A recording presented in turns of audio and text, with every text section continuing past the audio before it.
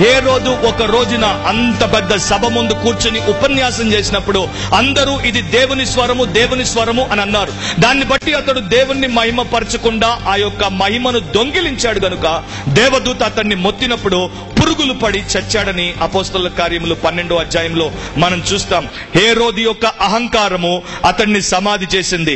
మరి ఎస్తేరు 1వ అధ్యాయంలో మీరు చూస్తే అహష్వరోషు తన యొక్క అధికారులతో తోటి రాజులతో కూర్చుని ద్రాక్ష రసాన్ని త్రాగుతున్నప్పుడు ఆయనకు కొంత మత్తు ఎక్కువ అవ్వడమే కాకుండా మదం కూడా ఎక్కింది. మదం ఎక్కినప్పుడు మనోడు చేయకూడని పని చేశాడు. ఏంటి? ఆయన భార్య అయినటువంటి వష్టి చాలా సౌందర్యవతి. బైబిల్లోనే రాయబడింది. బైబిల్లో పరిశుద్ధాత్ముడే రాశాడంటే ఇక పర్ఫెక్ట్ డిస్క్రిప్షన్ అన్నమాట. ఎందుకంటే మీ దృష్టిలో ఒకరు అందంగా ఉండొచ్చు, వారు నాకు అందమైన వాళ్ళు కాకపోవచ్చు, కానీ పరిశుద్ధాత్మ దృష్టిలో సౌందర్యవతి అని రాశాడంటే ఇక పర్ఫెక్ట్ డిస్క్రిప్షన్. వష్టిని అందరి ముందుకు వచ్చి తన సౌందర్య ప్రదర్శన చేయమన్నాడు. బహుశా చెప్పాడేమో, వష్టి నా యొక్క గ్రాండ్ పార్టీలో నీవు వచ్చి క్యాట్ వాకింగ్ చేయాలన్నాడేమో. ఆమన్నది, నేను క్యాట్ వాకింగ్ చేయను, మ్యాట్ వాకింగ్ చేయను, అసలు నేను వాళ్ళ ముందుకే రానని చెప్పేసింది. అది ఆయనకు పరువు పోయేటట్టు చేసింది అందరి ముందు. ఆయన అహంకారంతో. ఎవడైనా తన భార్య సౌందర్యాన్ని తాగి ఉన్నటువంటి ఇతర పురుషుల ముందు ప్రదర్శిస్తాడు చెప్పండి? తెలివి ఉన్నోడు. కానీ ఈ రోజున అలాంటి వాళ్ళు చాలా మంది మనకు కనిపిస్తారు. ఆ తర్వాత మనం చూస్తే బెల్షెజర్, దానియేలు 5వ అధ్యాయంలో బెల్షెజర్ ఆయన తన రాణులతో ఇతర అధికారులతో రాజులతో కూర్చొని తన దేవతల కొరకు స్తుతి చెల్లించుటకు వారు తాగి తూగులాడుతున్నప్పుడు దేవుని మందిరంలో ఉన్నటువంటి వెండి బంగారు పాత్రలను ప్రతిష్ఠింపబడి దేవుని యొక్క సేవ కొరకే వాడబడాల్సినటువంటి పాత్రలన్నింటినీ తీసుకుని వచ్చి వాటిలో వారు మద్యాన్ని పోసుకొని తాగుతున్నప్పుడు దేవుని యొక్క హస్తము మరి మానవ హస్తంగా కనబడి వ్రేలు ఆ యొక్క గోడ మీద రాయడం, ఆ తర్వాత అతడు చచ్చిపోవడం మనకు తెలుసు. అబ్షాలోం గురించి ఆలోచిస్తే తన తండ్రి ఎంతగానో అబ్షాలోమును ప్రేమించాడు. ఎంత ప్రేమించాడంటే అబ్షాలోం బదులు నా ప్రాణం పోతే బాగుండు అని ఏడ్చాడు దావీదు. అలాంటి తండ్రి యొక్క హృదయాన్ని గాయపరిచి తండ్రికే మీద తిరుగుబాటు చేసినటువంటి అహంకారి అబ్షాలోం మనకు కనబడుతున్నాడు. సంఘంలో దియోత్రెఫే అనేటువంటి వ్యక్తి ప్రధానత్వాన్ని కోరుకున్నట్లు అహంకారంతో భక్తుడైనటువంటి యోహానును ఎదురించి సంఘాన్ని పాడు చేసేందుకు ప్రయత్నించినట్టు కూడా బైబిల్లో మనం చదువుతాం. ఈ విషయాలన్నీ కూడా మనకు దేవుడు ఎందుకు రాయించాడంటే అహంకారముతో ఒకడు నిండినప్పుడు దేవుణ్ణి మర్చిపోతాడు, దేవుని యొక్క మార్గాన్ని మర్చిపోతాడు. మీరు రాసుకోండి, లూకా 10:15 కపెర్నహూముకు యేసుప్రభు వచ్చినప్పుడు ఆ పట్టణాన్ని చూసి ఒక మాట అంటాడు, కపెర్నహూమా, ఆకాశమంతా ఎత్తుగా నీవు హెచ్చిపోవుదువేమో, కానీ పాతాళమంత లోతుకు నీవు పడిపోతావని చెప్పాడు. సో ఎవడైతే పైకి హెచ్చిపోయేందుకు ప్రయత్నం చేస్తాడో వాడు తప్పకుండా ఒక రోజున కుప్ప కూలిపోతాడు. అహంకారంలో ఉన్నటువంటి వారు సులువుగా దేవుణ్ణి మర్చిపోతారు. ఒక general, army general John Sedgwick అనేటువంటి జనరల్ యుద్ధం జరుగుతున్నప్పుడు తన రెజిమెంట్ వారిని ప్రోత్సహించడానికి వచ్చి ఆయన వారితో ఒక మిద్దె మీద నిలబడి మాట్లాడుతున్నప్పుడు వారందరూ కింద కూర్చున్నారు, ఈయన నిలబడి మాట్లాడుతున్నాడు. అప్పుడు ఒక అధికారి ఆయన వైపు చూస్తూ చెప్పాడంట, జనరల్ మీరు ఆ యొక్క శత్రువు యొక్క టార్గెట్ లో ఉన్నారు, మీరు కూడా కింద కూర్చుని మాకు చెప్తే మంచిది, లేకపోతే వారు అక్కడ నుండి పేలిస్తే మీ ప్రాణాలకు ప్రమాదం అని చెప్తే జనరల్ జాన్ సెడ్విక్ నవ్వుతూ ఒక మాట అన్నాడంట, ఇంత దూరమున వారు పేల్చడమా, ఇంత దూరాన మనం ఏనుగును నిలబెట్టినా కూడా వారు పేల్చలేరు అన్నాడు. అని చెప్పిన 2 నిమిషాలకే ఫట్ మని బాంబు తగిలింది. జనరల్ సెడ్విక్ వీపులో నుండి గుండెలోనికి తూటపోయింది. వాళ్ళ ముందు కుప్పగూలి పడిపోయాడు. ఎవని గర్వం వానిని నాశనానికి నడుపును అని బైబిల్ చెప్తోంది. సో గర్వించినప్పుడు మనం దేవుణ్ణి మర్చిపోతాం. అంతేకాకుండా మన యొక్క సరైనటువంటి జీవన విధానాన్ని మర్చిపోతాం. ఎఫ్లిక్షన్, శ్రమలో ఉన్నప్పుడు మనుషులు దేవుణ్ణి మర్చిపోతారు. మరొకసారి మీరు 2వ దినవృత్తాంతములు 16వ అధ్యాయానికే వచ్చేయండి. ఇక్కడ ఇంకొక విషయాన్ని మనం క్లుప్తంగా చూసుకొని ముందుకెళ్దాం. 2వ దినవృత్తాంతములు 16వ అధ్యాయం. ఆసా గురించే ఈ మాటలు కూడా రాయబడ్డాయి. 11, 12 వచనాలు నేను చదువుతున్నాను. ఆసా చేసిన కార్యములన్నింటిని గురించి యూదా ఇశ్రాయేలు రాజుల గ్రంథమందు రాయబడి ఉన్నది. ఆసా తన ఏలుబడి యందు 39వ సంవత్సరమున పాదములలో జబ్బు పుట్టి తాను బహు బాధపడినను దాని విషయంలో అతడు యెహోవా యొద్ద విచారణ చేయక వైద్యులను పట్టుకొనెను అని రాయబడింది. నా ఆసాకు 2 సంవత్సరాల తర్వాత 37వ సంవత్సరంలో ఆయన సిరియా రాజైనటువంటి బెన్హదద్ సహాయం తీసుకున్నాడు. 39వ సంవత్సరంలో ఆయన పాదములలో జబ్బు పుట్టింది. ఆ జబ్బేంటో మనకు తెలియదు, ఎందుకంటే బైబిల్ దాని గురించి స్పష్టంగా చెప్పట్లేదు. బైబిల్ స్కాలర్స్ ఏమంటారంటే గౌట్ అంటారు. గౌట్ అంటే ఏంటో మరి మీకు దాదాపుగా తెలిసి ఉండొచ్చు. అది ఎముకలకు సోకే ఒక బాధకరమైనటువంటి నొప్పి గల వ్యాధి. అది ఎక్కువ స్థాయిలో ఉంటే మనిషి నిలబడడం కష్టం, నడవడం కష్టం. ఆసాకు 2 కాళ్లకు అలాంటి జబ్బు వచ్చింది. ఒకసారి ఆలోచించండి, మన 2 కాళ్లకు అలాంటి జబ్బు వస్తే మనం నిలబడలేం, మనం నడవలేం. మనం ఒక దేశానికి రాజుకే కాళ్లకు జబ్బు వస్తే దేశ ప్రజల పరిస్థితి ఏం కావాలి? మా రాజు యుద్ధం చేయలేడు, మా రాజుకి ఇలాంటి జబ్బు ఉందని ఇతర రాజులకు తెలిస్తే వారు మా మీదకి దండెత్తి రావచ్చు. ఎందుకంటే ఏ దేశంలో రాజు బలహీనుడుగా ఉంటాడో ఆ దేశంలో సైన్యం బలహీనమైపోతుంది, వారికి సరైనటువంటి ప్రోత్సాహం ఉండదు, వారు ధైర్యంతో పోరాడలేరు. ఎందుకంటే రాజుగారు ముందుండి తర్వాత సైన్యాన్ని ముందుకు నడిపించాలి. మా రాజుకు అలాంటి పరిస్థితి లేదు. సో దైన్యమైనటువంటి స్థితిలో ఆసా ప్రజలున్నారు. విపరీతమైనటువంటి బాధకు అతడు గురి అయినప్పటికీ అక్కడ దేవుడు రాయించిన విషయం చూడండి. దాని విషయంలో అతడు యెహోవా యొద్ద విచారణ చేయక వైద్యులను పట్టుకొనెను అనుంది. అంటే వైద్యులను పిలిపించుకోవడం తప్పంటారా? హలో, మనకు రోగం వచ్చినప్పుడు డాక్టర్ దగ్గరికి పోవడం తప్ప? మనకు రోగం వచ్చినప్పుడు హాస్పిటల్కి వెళ్ళడం తప్ప? కొంతమంది క్రిస్టియన్స్ తప్పంటారు. కొంతమంది క్రైస్తవులు మీకు రోగం వస్తే మందేసుకోవద్దు, మీకు రోగం వస్తే డాక్టర్ దగ్గరికి వెళ్ళొద్దు, మీకు రోగం వస్తే హాస్పిటల్కి వెళ్ళొద్దు, అది సాతాను సంబంధితమైంది, మనకు యేసు ప్రభు స్వస్థపరచువాడున్నాడు, మనం మందేసుకోం, మనం డాక్టర్ దగ్గరికి వెళ్ళాం, మన హాస్పిటల్కి అడుగు పెట్టాం, దేవుడు పైనుండి మనల్ని స్వస్థపరుస్తాడు అని బోధించేటువంటి వారు ఉన్నారు.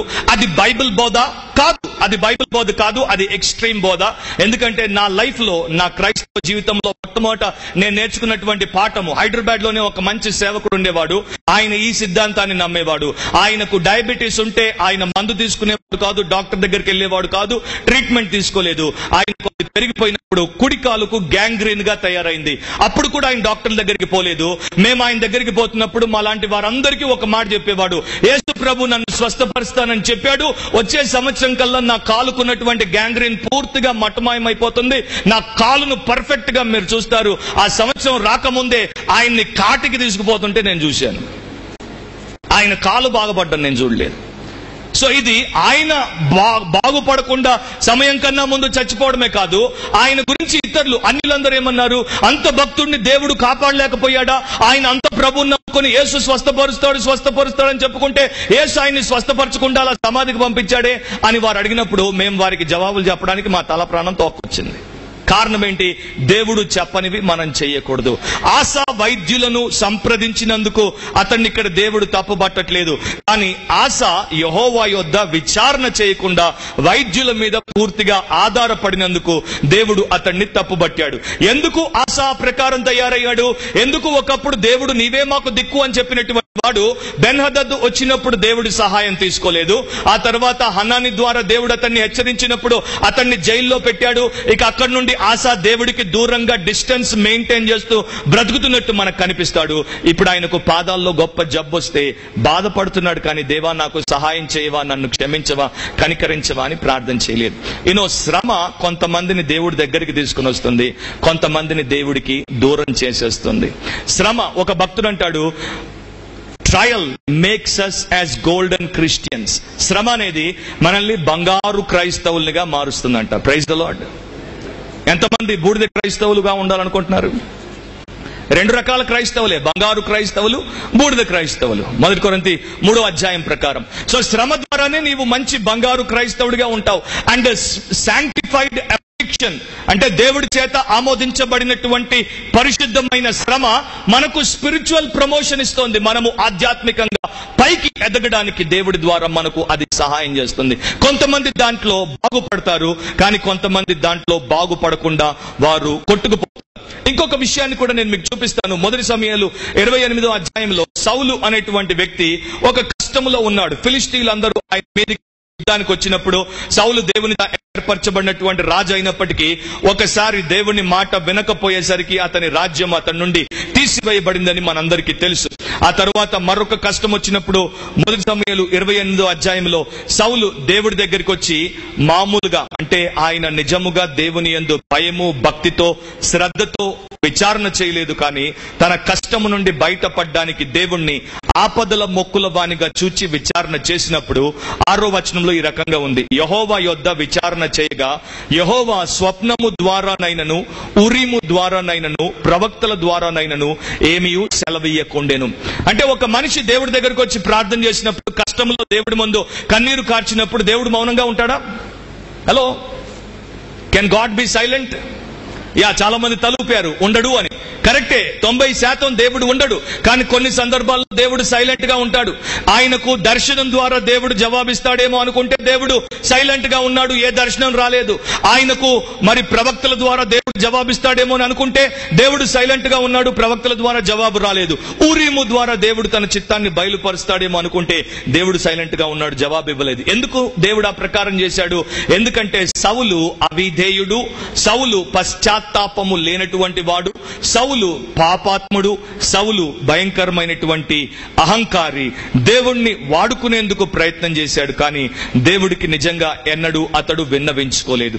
కనుక అలాంటి తెలిసి పాపములో కొనసాగే వాడికి దేవుడు తన యొక్క చిత్తాన్ని బయలుపరచడు. ఎందుకంటే ఆల్రెడీ బయలుపరిచినటువంటి చిత్తాన్ని అతడు చేయకుండా దాన్ని త్రోసివేశాడు. కనుక మరొకసారి దేవుడు తన చిత్తాన్ని బయలుపరచడు.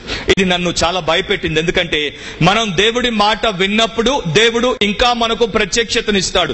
మనం దేవుని మాట వినకుండా మన ఇష్టానుసారంగా పాపములో మనం ఎప్పుడైతే బ్రతుకుతూ ఉంటామో అప్పుడు మనం బైబిల్ తెరిచి చదివితే అది ఒక ఆచారబద్ధమైనటువంటి పఠనంగానే ఉంటుంది, కానీ దాంట్లో దేవుని యొక్క స్వరాన్ని, సత్యాన్ని మనం చూడలేం. మనం వచ్చి చర్చిలో కూర్చొని బోధ వినొచ్చు, మీటింగ్ కి పోయి బోధ వినొచ్చు, దాంట్లో మనకు మేలుకరమైనటువంటిది మనం తెలుసుకోకుండానే ఆ బోధ సంఘం నుండి మనం బయటికి వెళ్ళిపోతాం. అలాంటి పరిస్థితుల్లో చాలా మంది ఉంటారు.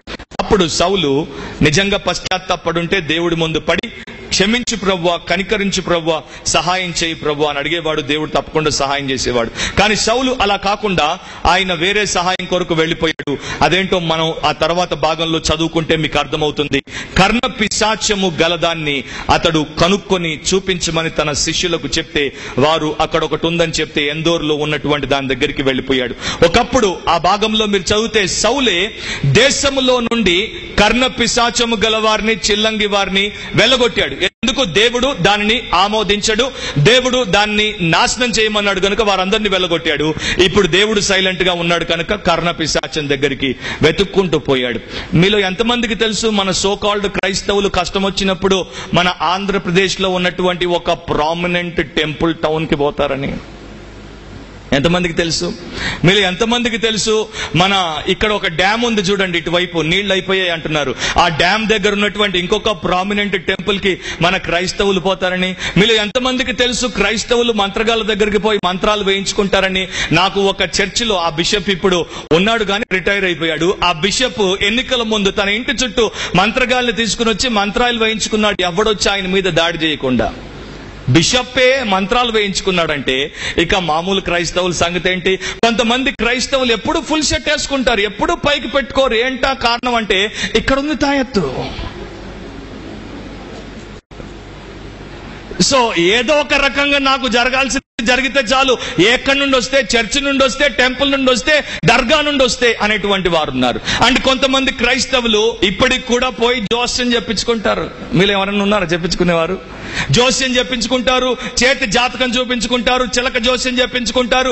కొంతమంది అయితే ఎవ్రీడే డెక్కన్ క్రానికల్ తీసినప్పుడు దాని వెనకాల వారి స్టార్ విర్గోనో, లియోనో, స్కార్పియోనో, హారోస్కోప్ చదువుతుంటారు. అది కాదు మీరు చదవాల్సింది. ఉదయం లేచి మీరు చదవాల్సింది బైబిల్. బైబిల్ మన బ్రతుకును మారుస్తుంది. మన యొక్క star Jesus, bright morning star ఆ యొక్క పత్రికలో ఉన్నటువంటి స్టార్లు కావు. సో చాలా మంది తెలియకుండా ఇలాంటి తప్పిదాలు, పాపాలు చేస్తారు. ఎందుకంటే కష్టం నుండి బయటపడమే వారికి ప్రధానమైనటువంటి అంశం. దేవుని యొక్క చిత్తములో ఆయన్ని జ్ఞాపకం చేసుకొని ఆయన సహాయం కోరుకోవడం వారి ఇష్టం కాదు.